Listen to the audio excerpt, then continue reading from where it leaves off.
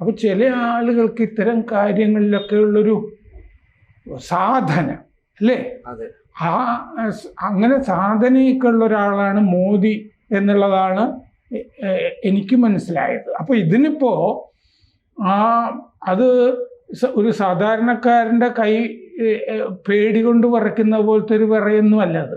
ഇതിന് നാഗഹസ്ത കമ്പനം എന്ന് പറഞ്ഞ് കാണുന്നുണ്ട്.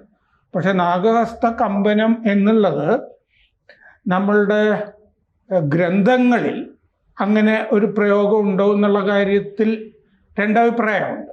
നാഗഹസ്ത കമ്പനം എന്ന് പറഞ്ഞിട്ടുണ്ടോ? കാരണം നാഗത്തിനെ പോലെയാണ് കുണ്ടലിനി നമ്മുടെ മൂലാധാരത്തിൽ ചുരുണ്ടുകൂടി കിടക്കുന്നത്, 3.5 ചുറ്റാണ് എന്ന് വിശ്വാസമുണ്ട്. കുണ്ടലിനിയെ പറ്റി ഗോപികൃഷ്ണ എഴുതിയ പുസ്തകങ്ങൾ വരെയൊക്കെ ഞാൻ വായിച്ചു നോക്കിയിട്ടുണ്ട്. പക്ഷെ ഇത് അങ്ങനെയാണെങ്കിൽ ഇത് ഭാവകമ്പനം ആകാം എന്നൊരു വാദമുണ്ട്. അതായത് ഭക്തി ഉച്ചസ്ഥായിയിൽ ആകുമ്പോൾ കയ്യിൽ കമ്പനം, വല്ലാതെ ഭക്തി ഉള്ളിലിങ്ങനെ നുരഞ്ഞു പൊന്തുമ്പോൾ ഉണ്ടാകുന്നൊരു കമ്പനം,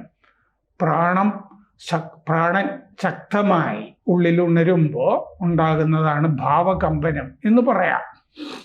അപ്പോൾ നാഗഹസ്ത കമ്പനം എന്നൊരു പ്രയോഗം ഇതുമായി ബന്ധപ്പെട്ട് കാണുന്നുണ്ട്. മോദിയുടെ ആ കൈ ഇങ്ങനെ വരുന്നത്. അപ്പോൾ അത് മൂർഖൻ്റെ ചലനങ്ങൾ പോലെ എന്നാണ് അതിനെപ്പറ്റി പറയുന്നത്. കുണ്ടലിനി ഉണരുമ്പോൾ അങ്ങനെ വരുന്നതായിട്ടുമൊക്കെ പറയുന്നുണ്ട്. താന്ത്രിക പാഠങ്ങളിൽ അങ്ങനെ പറയുന്നുണ്ട്. ഈ യോഗയൊക്കെ അനുഷ്ഠിക്കുന്ന ആളല്ലേ അദ്ദേഹം, പ്രാണായാമം തുടങ്ങിയ കാര്യങ്ങളുമൊക്കെ. സബ്സ്ക്രൈബ് ചെയ്യുക, ബെൽ ബട്ടണും അമർത്തുക.